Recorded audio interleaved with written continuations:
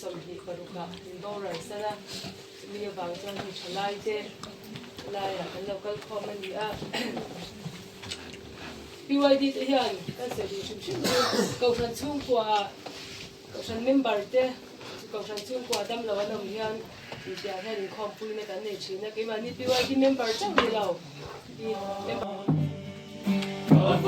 inkhawmpui ki kamai zuai chi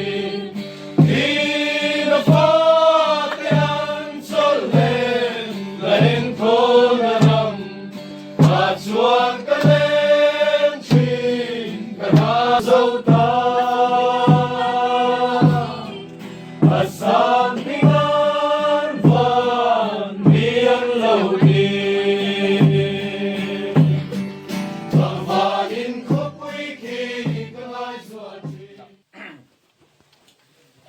ka arin lo deuh main tila ko kalapan ngai lem lo kun mang turin PYD karong bol puiten min han da chuak ve ni a enga pe chuan a biak ina te Pulai di depo swahin walang liam trin malay ken walang walang liam